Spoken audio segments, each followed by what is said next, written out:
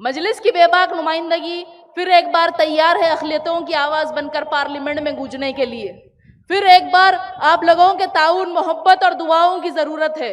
13 मई के दिन पतंग के निशान पर वोट दबाकर फिर से हमें 5वीं बार असदुद्दीन ओवैसी साहब को पार्लियामेंट भेजना है।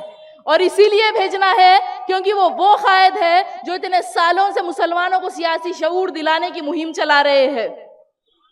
जिस जुर्रत के साथ असदुद्दीन ओवैसी साहब ने पार्लियामेंट में सीए की बिल को फाड़ा था, जिस जुर्रत के साथ उन्होंने ट्रिपल तलाक बिल के खिलाफ सबसे पहले आवाज उठाई थी, जिस जुर्रत के साथ उन्होंने मुसलमान औरतों के रिजर्वेशन के लिए पूरे पार्लियामेंट में अकेले वुमेन रिजर्वेशन बिल की मुखालिफत की थी, जिस जुर्रत के साथ वो हमेशा पार्लियामेंट में जालिमों के बीच ठहर कर उनकी आंख में आंख डालकर हमारे हक और इंसाफ की बात करते हैं, जिस जुर्रत के साथ असदुद्दीन ओवैसी साहब जब पार्लियामेंट में शपथ ले रहे थे तो भीड़ के जैसा नारों पर उन्होंने अल्लाहू अकबर और जय मीम के नारा लगाया, जिस जुर्रत के साथ असदुद्दीन ओवैसी साहब ने राम मंदिर की प्राण प्रतिष्ठा होने के बाद, सुप्रीम कोर्ट का फैसला हमारे खिलाफ आने के बाद पार्लियामेंट में जालिमों के बीच ठहर कर बाबरी मस्जिद जिंदाबाद के नारे लगाए, उसी जुर्रत के साथ 13 मई के दिन हमें उनके लिए वोट डालना है।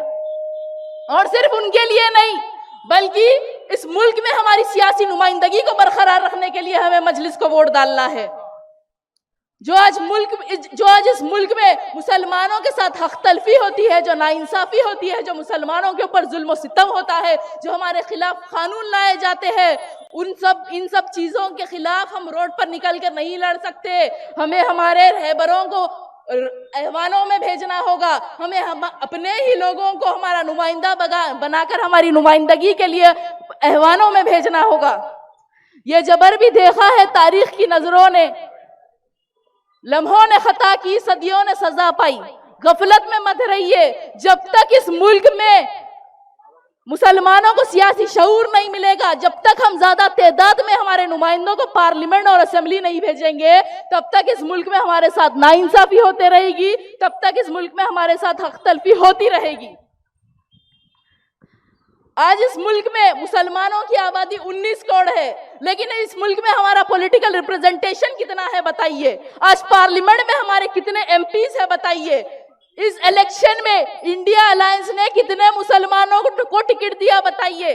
तेलंगाना में सिर्फ एक मुसलमान को, वो भी दूसरे मुसलमान के खिलाफ।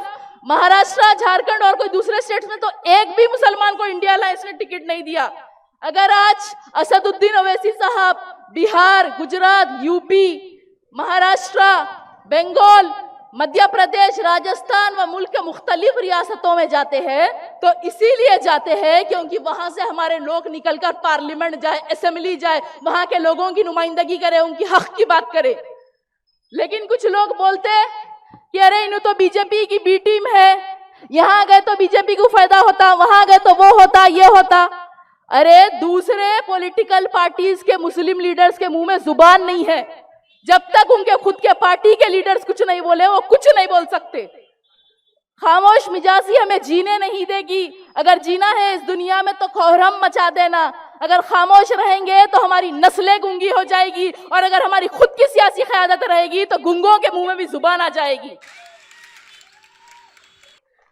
मुसलमानों की और अक़लियतों की बेखौफ और बेबाक जमात सिर्फ और सिर्फ मजलिस इत्तेहादुल मुस्लिमीन है। और जब इस जमात का खिला हैदराबाद है तो 4 जून रिजल्ट के दिन इस बेखौफ और बेबाक जमात का जश्न हैदराबाद से पूरा मुल्क देखेगा। इंशाल्लाह वैसी जीत हमको हासिल करनी है।